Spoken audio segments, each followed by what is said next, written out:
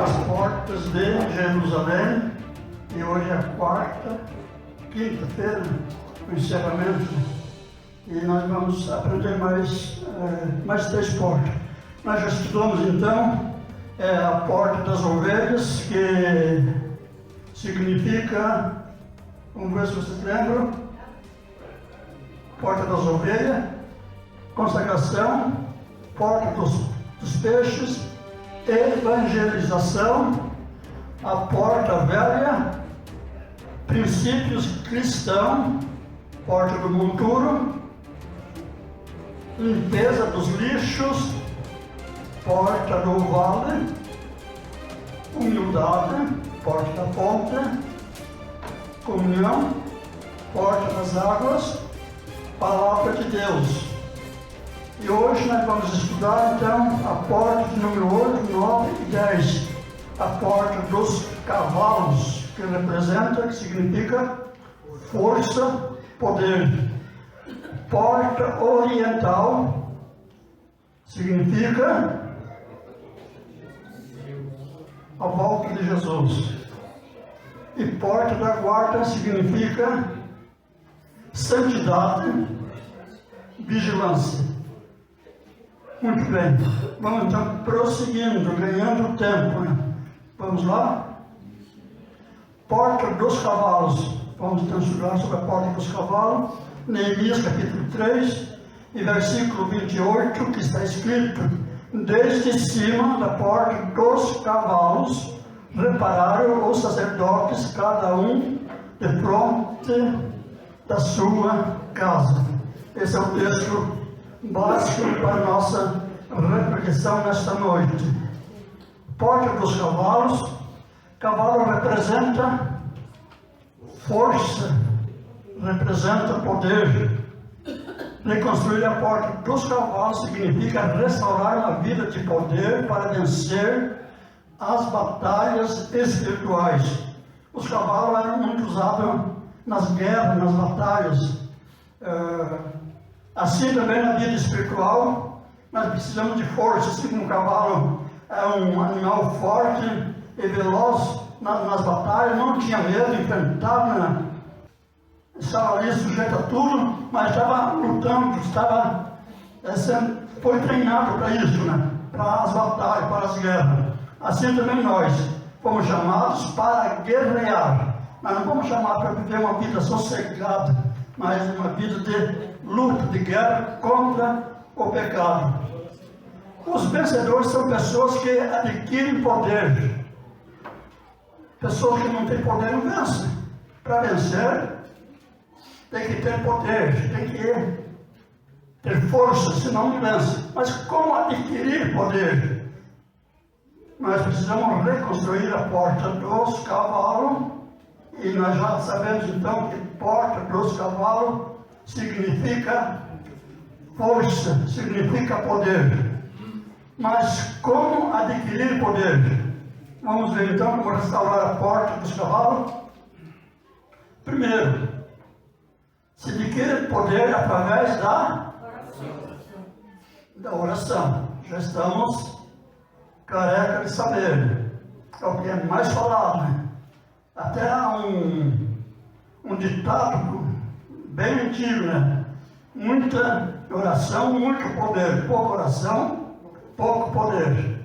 Então, oração, uma vida de oração é que nos leva a ter poder na nossa vida. Mas além da oração também, através do jejum. Jejuar de vez em quando é bom, faz bem na vida espiritual, até na vida física. O jejum é importante, de vez em quando a gente jejuar. Mas na vida espiritual, o jejum é muito importante. Se nós formos parar aqui para falar sobre o jejum na Bíblia, nós temos muitos exemplos na Bíblia e também na história da igreja de pessoas que jejuaram e através do jejum adquiriram força, poder, graça para vencer. A gente tem muitos testemunhos de igreja, às vezes que estava aí indo à falência, podemos dizer, né? Falando-se de igreja local, conheço uma igreja lá no sudoeste do Paraná, que em determinada época, lá para os anos de 1970 até 1980, mas acho que foi de 1970 para trás. Ela era uma igreja grande, como uma igreja aqui do Santa Fé, né? E a igreja foi esvaziando, foi acabando, daqui a pouco o pessoal não estava vindo mais para a igreja, para os cultos. Fracassaram todos, né? Houve alguns problemas e o pessoal fracassaram. Aí alguém tomou a iniciativa de começar a orar. E começaram a orar, foi orando. Primeiro dia ele estava sozinho, daqui a pouco veio mais alguém. E de repente a igreja estava cheia. E o pessoal voltaram todo para a igreja, através da jejum e da oração.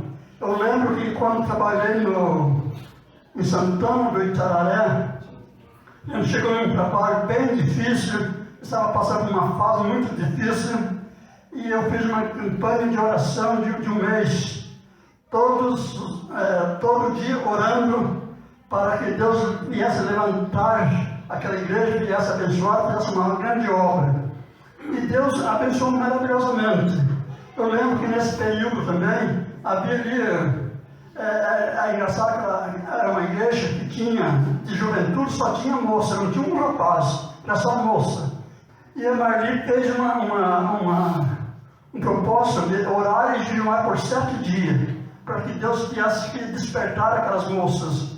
E no final dos 7 dias de oração e jejum, convidou aquelas moças para formar um conjunto na igreja. E elas vieram e se tornou um conjunto abençoado, resultado da oração. Então, a oração e jejum é muito importante, mas a oração e jejum são 2 ferramentas essenciais, porém, precisam ser associadas a outras que veremos a seguir.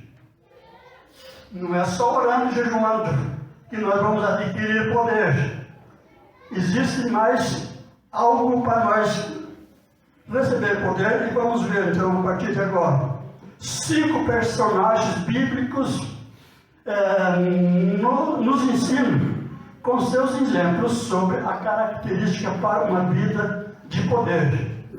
Eu selecionei 5, mas é claro que existe muito mais. Se nós fôssemos falar todos os personagens da Bíblia, os personagens da história da igreja, que tem exemplos sobre vida de poder, como adquirir o poder, nós iríamos muito longe, né? Mas vamos pegar esses 5 pessoas aqui, que são eles: José, Moisés, Daniel, Esther e Paulo. Então, essas pessoas, além da oração e do jejum, vamos ver sobre José. Aí está José como governador do Egito. Mas como ele adquiriu o poder? José adquiriu o poder pela sua fidelidade. Não é só orar e jejuar. Precisa também que haja fidelidade, porque senão não vai funcionar. Vamos ver que a história de José. José, filho de Jacó, foi vendido como escravo por seus irmãos e levado ao Egito. Ele enfrentou muitas adversidades, incluindo falsa acusação de assédio por parte da esposa de Potifar e anos de prisão injusta. Esse é um resumo da história de José. Vocês conhecem bem a história, sabem todo o processo em que ele passou.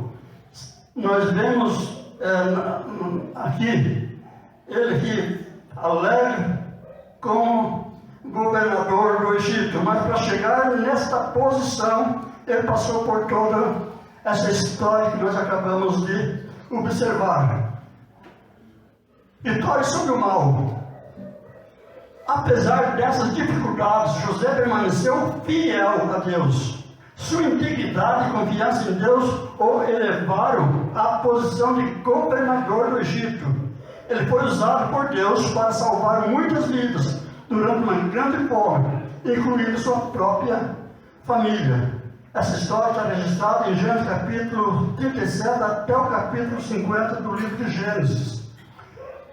Então José, esse período que ele estava passando de prova e adversidade, era Deus preparando José para receber poder, uma autoridade para ser o governador do Egito. É isso que às vezes a gente precisa passar. Às vezes a gente quer poder, mas se Deus nos der poder sem nós estar preparados, esse poder pode ser uma arma contra nós mesmos.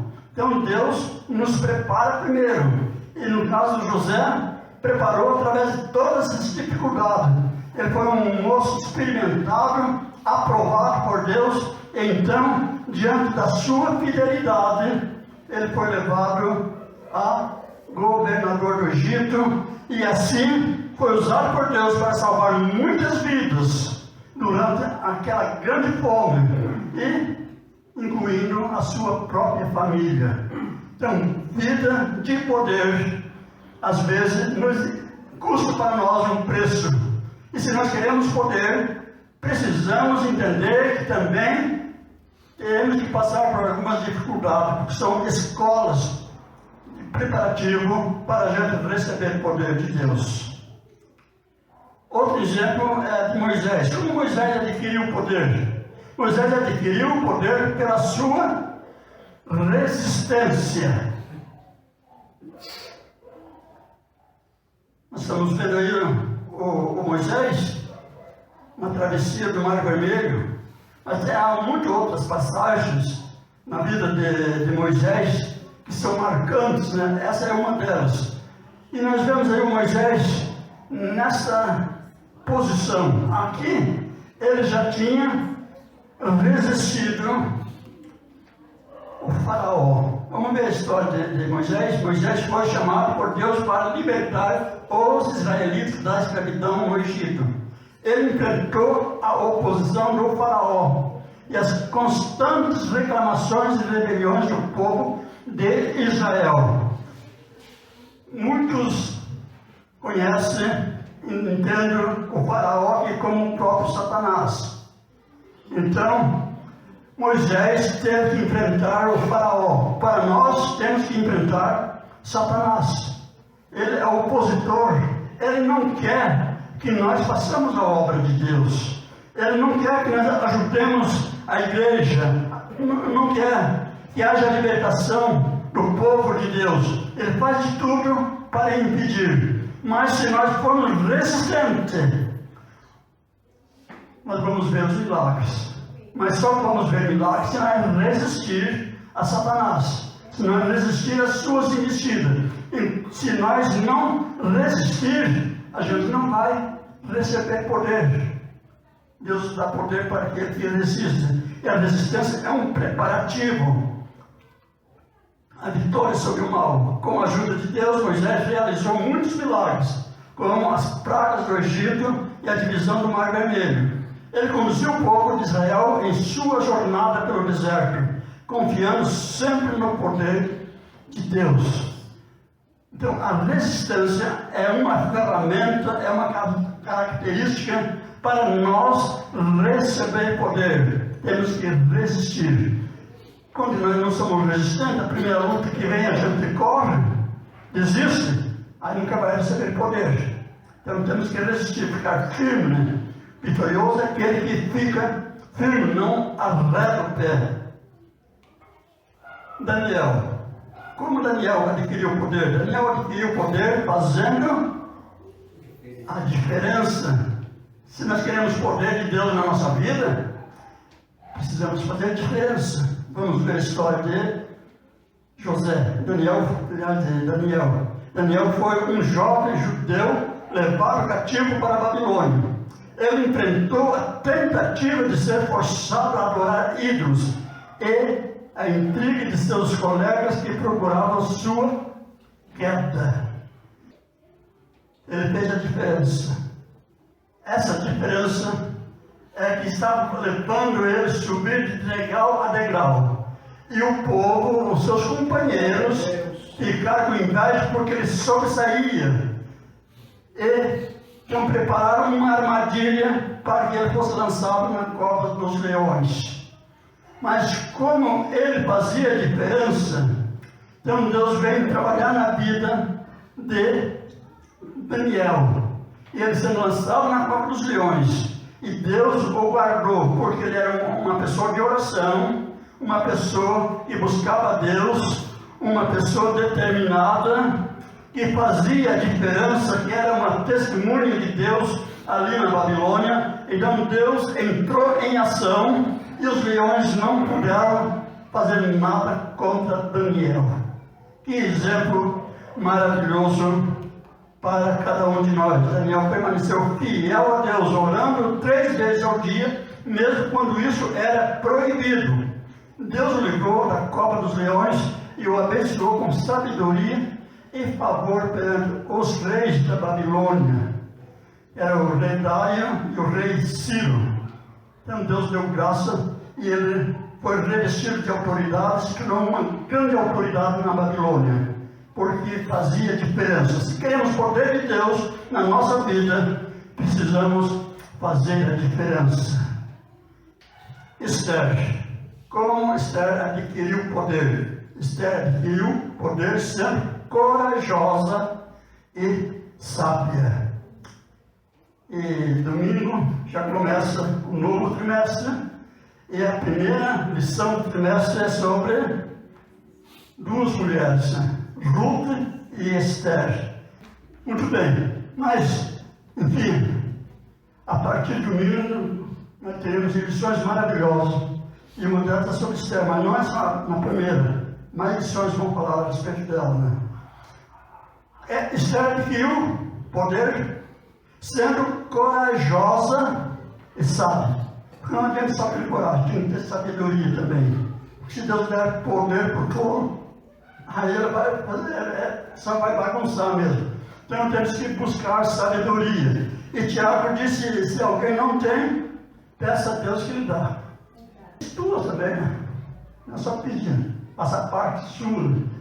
Eu devo fazer a minha parte, só que a sabedoria também tem, além de pedir a sabedoria vinda de Deus, eu também preciso fazer a minha parte. História. Esther, uma jovem judia, tornou-se rainha da Pérsia. Quando um decreto foi emitido para exterminar os judeus, ela enfrentou o risco de vida ao se aproximar do rei sem ser chamada. Veja a coragem de Esther.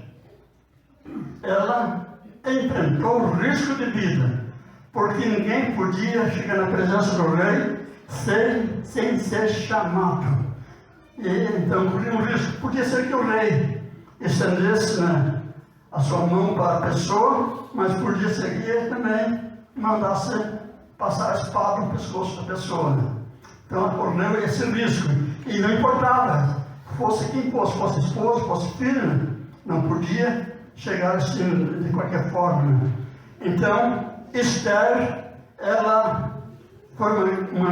ela recebeu um grande poder. Vamos ver aqui no Vitória sobre Paulo. Com a coragem e sabedoria, Esther revelou a trama ao rei e conseguiu reverter o decreto, salvando seu povo da destruição. Está lendo no livro de Esther, só para você dar uma lidinha aqui, você vai aprender essas lições maravilosas. Então, para receber poder, além da oração, além do jejum, precisamos de coragem para enfrentar, às vezes, a própria morte, desafiar, precisamos de desafio, e assim Deus vai nos dar poder. Paulo, como Paulo adquiriu poder? Paulo adquiriu poder enfrentando as adversidades. Se nós queremos poder, nós temos que enfrentar as adversidades. Como eu já disse, se a gente corre, não vai receber poder. Quando a gente vê, por exemplo, as pessoas que trabalham no esporte, os jogadores, eles precisam de treino. Eles podem ter agilidade, ter capacidade para, quando entrar em campo, poder correr o suficiente para desenvolver o seu trabalho. mas se no treino, na hora ali que ele tem que treinar, não é fácil. E se ele desistir, fizer corpo mole? Vai só atrapalhar na hora do jogo. Então ele precisa estar preparado, ele não pode correr das adversidades. Assim somos nós. Se queremos poder de Deus na nossa vida, não podemos correr das adversidades. Elas vêm, nós temos que ficar firmes, orando, jejuando, consagrando a nossa vida, buscando o poder de Deus para nós poder fazermos a obra de Deus.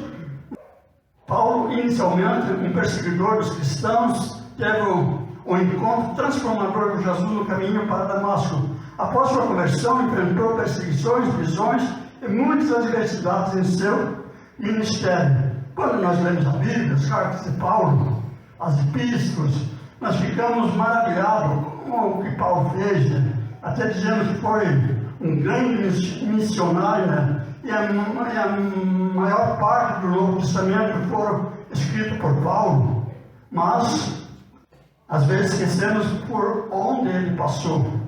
E se nós queremos ser bênção nas mãos de Deus, precisamos enfrentar muitas adversidades, como Paulo no seu ministério.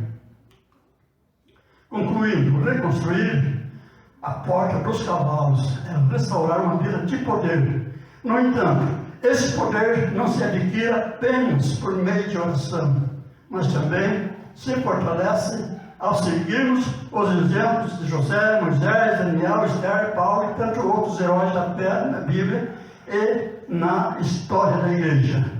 Acredito que deu para nós entender a respeito de receber poder, como receber poder. E assim nós estamos restaurando a porta dos cavalos, uma vida de poder, uma igreja de poder, um crente de poder, para vencer as barreiras, poder para vencer o pecado, poder para cuidar do seu lar, da sua família, enfim, poder para vencer tantas adversidades. Precisamos seguir esses exemplos. A porta oriental simboliza a vinda de Jesus. Muito bem. Poderíamos explicar porque a porta oriental simboliza a vinda de Cristo, mas vamos direto ao ponto. Porque muitos não esperam mais. É uma pergunta, né? Porque muitos não esperam mais pela sua volta. E como podemos ter certeza de que Jesus retornará? A gente poderia aqui falar sobre alguns pontos sobre o porquê a porta oriental simboliza a vinda de Jesus, a sua segunda vinda. Nós teríamos aqui muito o que falar, mas a gente está procurando ganhar tempo, né? Então a gente vai já direto ao ponto, né? E aqui nós estamos com duas perguntas. Por que muitos não esperam mais a volta de Jesus e como podemos ter certeza da volta de Jesus? Vamos ver se nós entendemos isso para reconstruir a porta oriental. Primeiro, um dos motivos que levam as pessoas a não esperar mais a volta de Jesus é a desilusão com o tempo. Motivo, mas não justificativo. Isso não justifica. Muitos cristãos esperaram por gerações pelo retorno de Jesus. E a longa espera pode levar à desilusão e ao ceticismo sobre a promessa de sua volta. Eu lembro, em 1974, quando eu me converti a Cristo, tinha acho que meus 14 anos por aí, naquele tempo era muito falado sobre a vinda de Jesus. Havia uma grande expectativa sobre a volta de Jesus. A gente esperava Jesus a qualquer momento. Eu lembro que eu aceitei Jesus com uns 14 anos, depois já estava com 18 anos. E quando eu estava com 18 anos, já comecei a pensar em namorar, que isso é normal para todo o rapaz, toda a moça, né? Mas aí eu pensava, mas não vai dar tempo de casar, porque Jesus já está voltando, não dá tempo de casar. Né? E aí foi com os 19 anos, agora que é pior, agora que não vai. E fui até os 24 anos para casar. E consegui casar, Jesus não voltou. Mas a expectativa era que ele voltasse e não dava tempo de eu casar. E eu tinha medo de ele voltar e eu não poder ter casado. Eu queria casar antes dele voltar. Né? E já faz mais de 40 anos que estou casado. Então, essa espera, às vezes, leva as pessoas a perder a esperança. Tanto tempo esperando e ele não voltou. Havia tantas expectativas. E quando surge um movimento de alguma coisa, sempre existem as visões, as revelações, as profecias, que às vezes não são verdadeiras, né? Mas naquele meio, naquela euforia, as pessoas começam às vezes a profetizar coisas, ver coisas, ter sonhos, né? Eu lembro que naquela época havia muitas dessas coisas, né? Aí alguém foi lá em casa e contou para minha mãe que uma família tinha uma criancinha, eles levaram a criança para ser apresentada na igreja, e o pastor pegou a criança nos braços para apresentar e está orando, dizendo: Jesus abençoa a face desse menino, um obreiro, pastor na tua obra. Aí disse o menino que ali no braço do pastor, o pastor fazia a apresentação, e Deus usou ele falou: não vai dar tempo, Jesus vai voltar antes disso, ele está voltando. E com isso, muita gente ficou naquela espera, Jesus volta já mesmo. No fim, deu tempo de eu casar, ter filho, e já tenho neto, tudo, né? E a criança, cara, já deve estar bem avançadinha na idade. Muito bem. Então, sempre existe esse tipo de coisa, né? Pessoas que tiveram sonhos, que viram que Jesus de pé para vir buscar a igreja, que ele já ia vir, mas ele pega uma mão, quando ele segurou o relógio, né? E já estava marcando a meia-noite, para dar mais um tempinho para a igreja. Então, existe muito esse tipo de coisa, né? E aí são coisas que as pessoas, da imaginação da pessoa, e passa isso para a igreja, o pessoal acredita, e depois, com isso, acaba perdendo a esperança de Jesus. Há tantas promessas que falharam, mas não são promessas da Bíblia, são a imaginação das pessoas. As pessoas imaginam muita coisa, né? E o povo tem uma mente muito fértil. Muito bem. Vamos para frente. A segunda é a influência secular.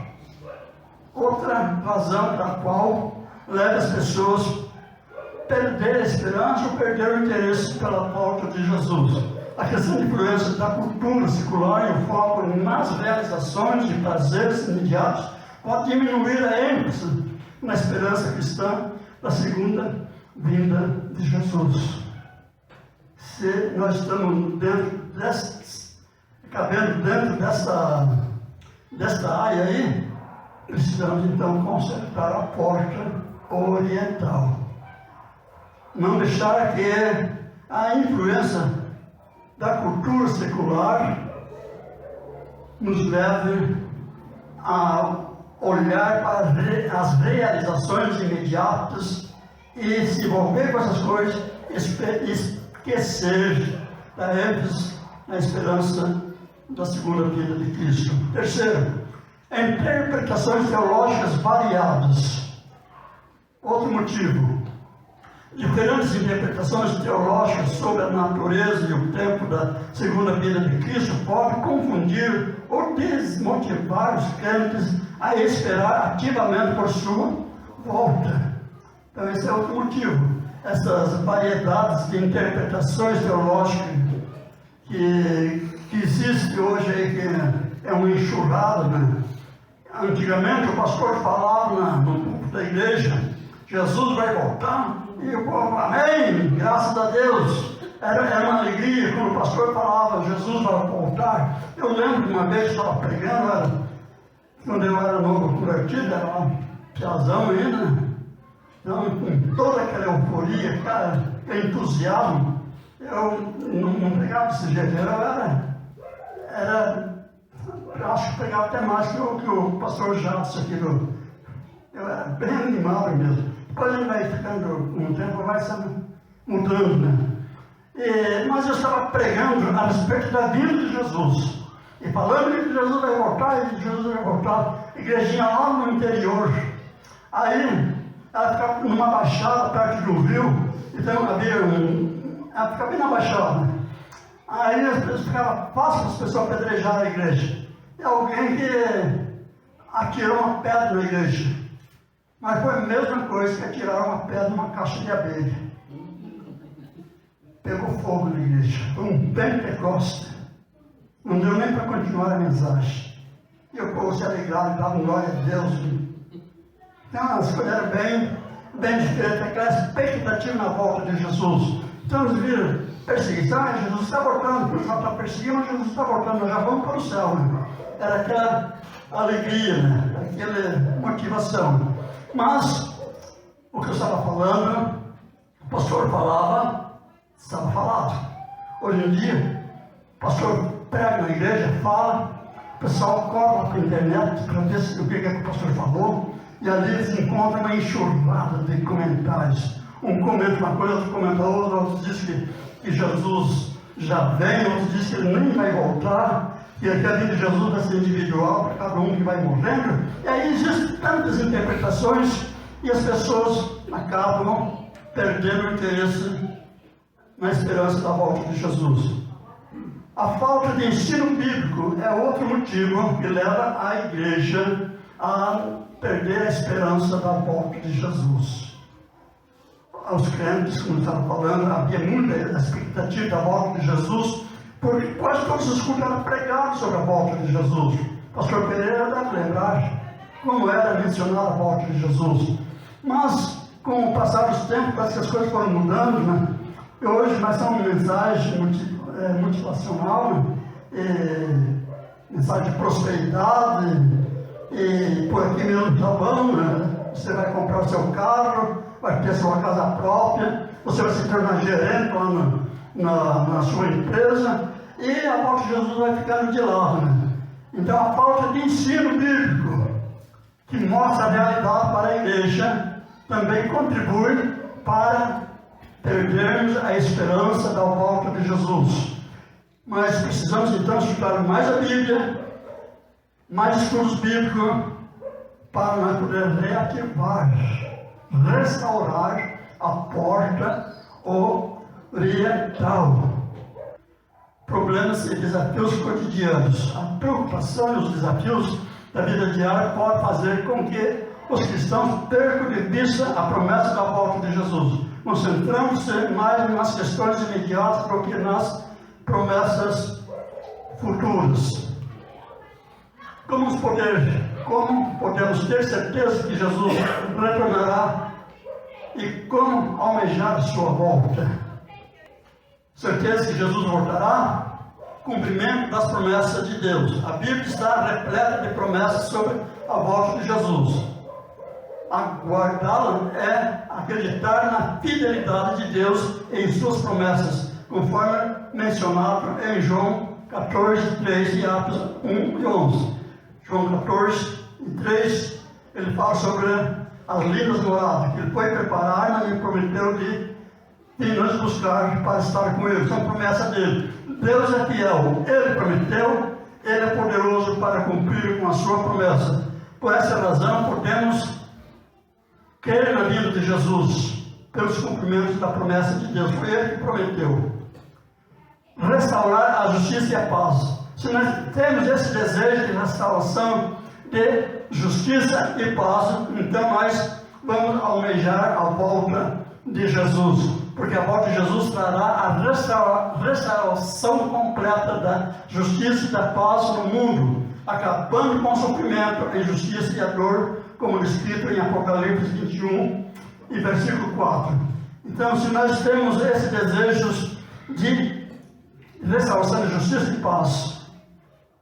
É através da volta de Jesus que isso vai acontecer. Até lá, a justiça vai continuar aí prevalecendo na vida dos homens. Receber a recompensa eterna. Se nós almejamos receber essa recompensa eterna, isso nos motiva a esperar a volta de Jesus. Cristãos aguardam a volta de Jesus com a esperança de receber a vida eterna e a recompensa por sua fé e perseverança, conforme prometido em 2 Timóteo 4, versículo 8.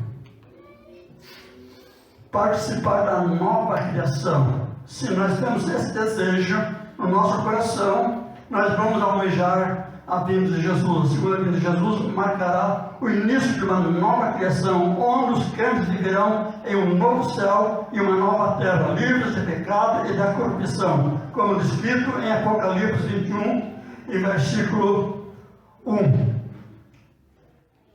Estar na presença de Jesus. Esse desejo de estarmos na presença de Jesus também nos leva a esperar a volta de Jesus. Reconstruir a porta oriental é crer nas promessas de Deus, almejar pela restauração da justiça e paz, acreditar na recompensa celestial, almejar o novo céu e a nova terra e desejar ardentemente estar com Jesus. E vamos agora então para a porta da guarda. Porta da guarda significa santidade. Os guardas vigiavam as portas da cidade para proteger contra invasores e garantir a segurança dos habitantes. Eles eram responsáveis por monitorar quem entrava e saía da cidade, mantendo vigilância constante. De forma semelhante, na vida cristã, a vigilância espiritual implica estar constantemente alerta contra as tentações e os pecados. Isso envolve guardar a mente e o coração contra influências malignas. Então, nós estamos vendo aqui agora a porta da guarda, né? Santidade e vigilância. Muito bem. Então, nós entendemos aí, o trabalho dos guardas nessa porta era ficar vigiando a cidade, a respeito de proteger contra os invasores, né? Eles garantiam a segurança para a cidade. Na nossa vida espiritual também precisamos, então, nós estar vigiando, ser vigilante para que os invasores não invadem a nossa vida. Esses invasores podem ser, de repente, a vaidade, o orgulho, às vezes o rancor, às vezes a cobiça, e tanta coisa por aí, que pode ser invasores, que vão invadindo a nossa vida espiritual, e daqui a pouco a gente está cercado desses inimigos e que nos leva à destruição. Então, de forma semelhante, nós devemos estarmos alerta contra esses inimigos. Nós já aprendemos a respeito de santidade, principalmente na lição de número 10, nós estudamos sobre a santidade, né? Eu esqueci qual é o título da lição. Eu sei que fala em santidade. Me fugiu da mente agora o título da lição. Mas é sobre santidade. E ali nós aprendemos que a santidade começa com um novo nascimento.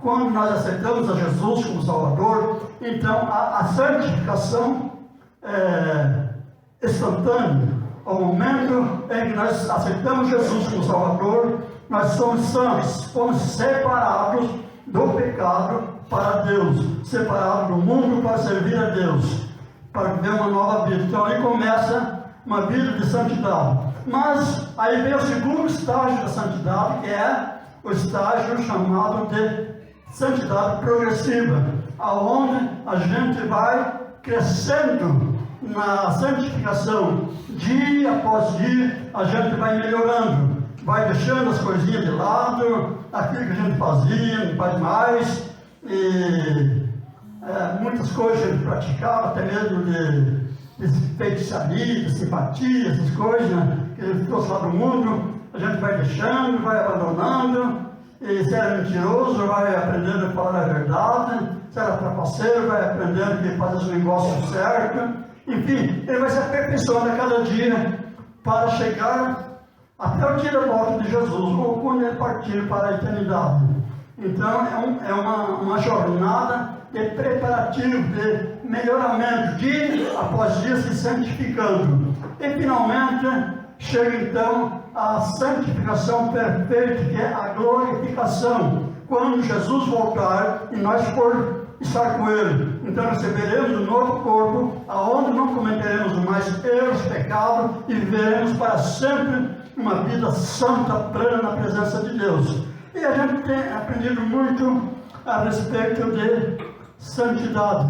Mas restaurar a porta da guarda é vigiar para que o pecado não invada nossa vida, que significa manter uma vida santa, pura, consagrada a Deus.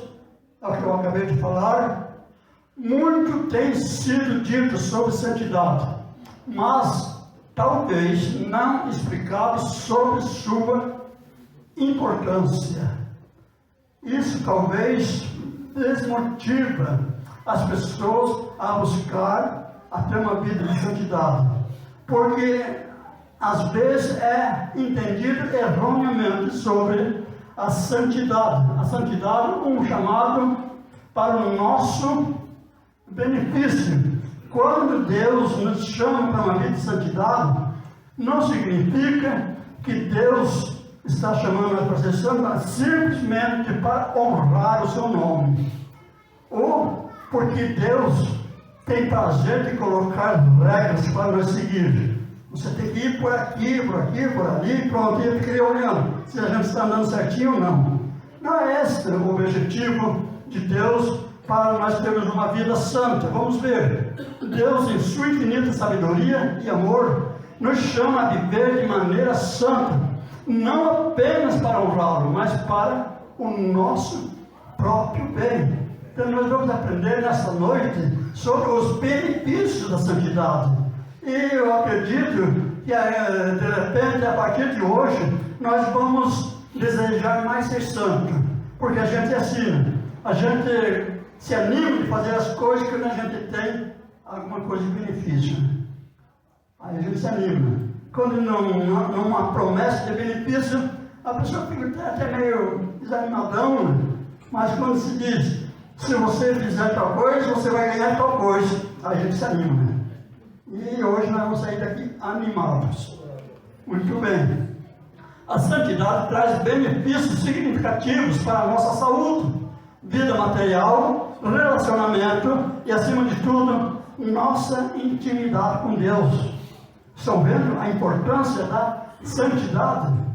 Deus, Ele nos chama para ser santo, e às vezes nós pensamos que é porque Ele quer, porque é um prazer que Ele tem, como já disse, de colocar regra e ficar olhando se a gente está obedecendo as suas regras. Não é isso, não. A santidade, os seus benefícios são significantes para a nossa saúde. A santidade traz benefício para a nossa saúde, traz benefício para a nossa vida material, para o nosso relacionamento e, acima de tudo, a nossa intimidade com Deus. Como é bom sentir a presença de Deus. Você que já sentiu a presença de Deus, ou que sente, você está entendendo o que eu estou falando, né? Mas às vezes a pessoa fica tanto tempo sem sentir a presença de Deus. Aí diz, olha lá atrás, eu senti, eu orava, e tinha aquele encontro com Deus. E por que não tem agora? Será que Deus mudou? Não, é a gente que muda. Vai se acostumando, vai se acomodando com essa vida e acaba não buscando a Deus e perde essa intimidade. Mas vamos em frente. Saúde e bem-estar. Primeiro, a santidade promove hábitos e comportamentos que são benéficos para a nossa saúde física e emocional. Ao evitar vícios, comportamentos autodestrutivos e práticas imorais, protegemos nosso corpo e mente. Uma pessoa santa uma pessoa que anda certo, uma pessoa que guarda os mandamentos de Deus. Então, isso promove na pessoa hábitos e comportamentos que são benéficos, que fazem bem para a pessoa, faz bem para a sua saúde, tanto física como emocional. E ao evitar vícios, quantas pessoas às vezes sofrem por causa de vício, né? E além dela sofrer, leva a família a sofrer. Mas quando a pessoa tem uma vida santa, por exemplo, uma pessoa que é viciada, vamos dizer, o que é isso? Um dos mais simples, cigarro.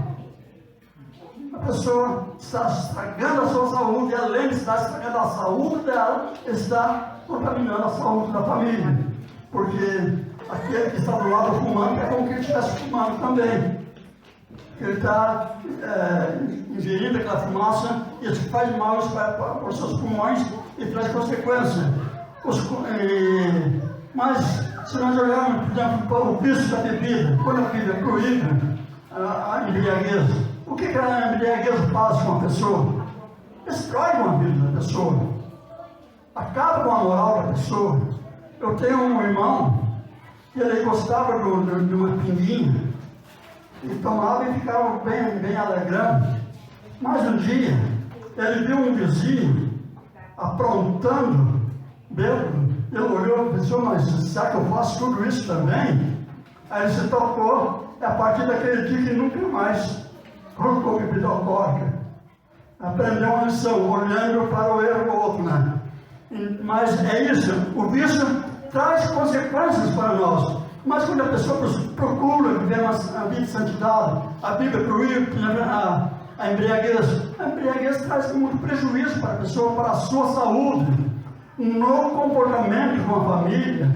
Quantas famílias são destruídas, separação, devido à embriaguez. Então a santificação, ela nos traz benefícios.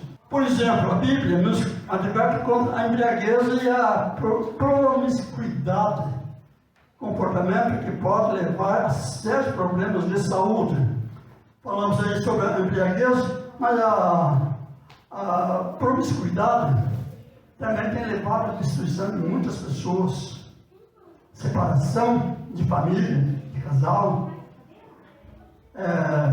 adquirem doenças, às vezes aí passa para a família, passa para a esposa, o esposo passa para o esposo, e são coisas que acontecem e traz vários problemas na vida familiar, na vida da saúde. Então, quando a Bíblia exige santidade, o casamento, por exemplo, um casamento santo, ela está zelando, Deus está zelando pela família, Ele quer o bem da família. Já imaginou se Deus deixasse todo mundo à vontade? Como estaria esse mundo? Né? Cheio de tanta praga, de tanta coisa devido à promiscuidade. Né? Nós vimos aí, passamos há pouco, tempo atrás, sobre o coronavírus, né? Como que judiou o pessoal. Agora imagina todo mundo aí contaminado. Que coisa terrível, né? Acho que nem existiria mais a sociedade. Então a santidade traz benefícios para nós. Viver de maneira santa implica cuidar do nosso corpo como templo do Espírito Santo. 1 Coríntios 6, 19 e 20. Promovendo uma vida mais saudável e equilibrada. Então vale a pena ser santo. Né? É muito importante. Isso traz benefícios para nós. E sobre a vida material e prosperidade. Deus deseja que prosperemos em todas as áreas da vida, inclusive na material. A santidade nos leva a princípios de integridade, honestidade e diligência no trabalho. Uma pessoa santa, ela tem mais probabilidade de crescer profissionalmente. Uma pessoa santa, ela pode alcançar cargos melhores na empresa onde ela trabalha, através do seu exemplo, da sua vida correta. Isso vai ajudar na área material, a sua integridade, a sua honestidade, a sua diligência no trabalho. Ainda, Provérbios 10, 4 nos lembra que as mãos preguiçosas empobrecem o homem, porém as mãos diligentes lhe trazem riqueza. Quando vivemos de acordo com os princípios de Deus, somos conduzidos a decisões sábias e éticas que beneficiam nossa vida financeira e material. Então, a vida de santidade traz os benefícios também na vida material. Como diz a palavra de Deus, né? O preguiçoso, né? É terrível a vida do preguiçoso, né? Mas já imaginou uma pessoa que é santa, uma pessoa consagrada a Deus, ser um preguiçoso, fazer as coisas com preguiça? O preguiçoso faz as coisas tudo relaxadamente, nunca faz as coisas bem feitas, né? Faz tudo de qualquer jeito, porque tem preguiça de fazer as coisas certas, né?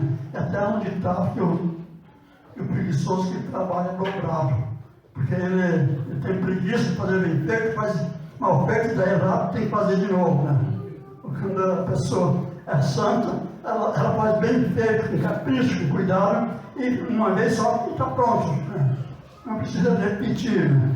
Então, assim sendo, nós podemos ser abençoados através da santidade. Nos relacionamentos familiares e sociais, a santidade transforma nossos relacionamentos, pois nos ensina a amar, perdoar e servir uns aos outros. A Bíblia nos chama a amar o próximo como a nós mesmos. Mateus 22, 39, promovendo harmonia e unidade nos relacionamentos familiares e sociais. Então, a santidade traz também esse benefício para nós. A santidade transforma o nosso relacionamento, pois nos ensina a amar e perdoar. Para sermos santos, nós precisamos amar e precisamos perdoar. E uma grande parte, uma grande porcentagem das doenças é devido à falta de perdão, é devido à mágoa, os ressentimentos que as pessoas guardam no seu coração por não perdoar. Isso faz um mal, não somente na vida espiritual, mas também na vida física. Uma pessoa amargurada, uma pessoa ressentida, o seu organismo não funciona normalmente. Qualquer doença que vem, o organismo não está apto para enfrentar. E às vezes uma pequena doença começa a crescer, a desenvolver, daqui a pouco pode virar um câncer, e daqui a pouco a pessoa acaba morrendo por falta de perdoar. Há muitas pessoas que hoje estão no cemitério porque não perdoaram, guardaram mágoa, ressentimento. Diz que a pessoa que guarda o ressentimento, que não perdoa, ela sofre muito mais do que a pessoa de quem ela tem mágoa, ela tem ódio. A prática do perdão e da reconciliação essenciais na vida santa evita ressentimento e conflitos, fortalecendo os laços de amor e respeito mútuo. E, para finalizar, outro benefício da santidade é a intimidade com Deus. O benefício mais profundo e significativo da santidade é a intimidade com Deus. A santidade nos aproxima do nosso Criador, permitindo uma comunhão mais profunda e uma experiência mais rica da sua presença. Então, a santidade, um benefício tão valioso que é a nossa proximidade com Deus, sermos próximos de Deus. E sem santidade não tem como ser, não há. Deus é santo, Ele é puro, Ele é limpo. Se lembram que na quinta-feira passada eu contei aquela historiazinha do mendigo que sentou a par de mim. Eu tive que passar a roleta e vir de pé no ônibus, porque eu não suportava o mau cheiro dele. Por quê? Porque eu tomo banho todo dia, eu procuro andar limpo. Então, o meu hábito, o meu jeito de viver não condiz com o do mendigo. Não há uma comunhão com ele nesse sentido. Então eu me sinto mal. eu tive que fugir dele, por causa do mau cheiro dele. E quando nós estamos numa vida de pecado, Deus tem que fugir de nós, não suporta, não aguenta o nosso fedor, o fedor do pecado que está em nós. Então, mas quando nós estamos santos, nós podemos ter intimidade com Deus. Nós podemos chegar, abraçar, sentir o abraço de Deus, aquela comunhão maravilhosa. Eu costumo dizer que a santidade é uma coisa maravilhosa e o pecado é uma abominação diante de Deus. E a abominação eu comparo com quando você pega aquele prato de comida bem bonito, bem gostoso. Você se prepara para se alimentar. E quando você leva a colher para tirar, vem uma mosca e sente no seu prato. Como é que fica? Ou quando você prepara aquele café gostoso, e a mosca vem cair dentro do tipo de café. Você consegue tomar aquele café? Então, essa é a razão. Porque às vezes não sentimos mais comunhão com Deus. É nosso nível de santidade. Quanto mais santo nós formos, mais perto nós estamos de Deus, mais nós podemos se aproximar, conversar com Ele. Aleluia! É maravilhoso uma vida de santidade, traz tanto benefício e dá vontade de a gente ser santo, cada vez mais santo. E que Deus abençoe a todos, no nome de Jesus. Agradeço ao pastor Pereira pela confiança de trazer essas reflexões nessas 4 quinta-feiras. E que Deus abençoe a igreja, a todos quantos participaram. E peço que orem por mim, que eu possa estar firme fazendo a vontade de Deus. Amém.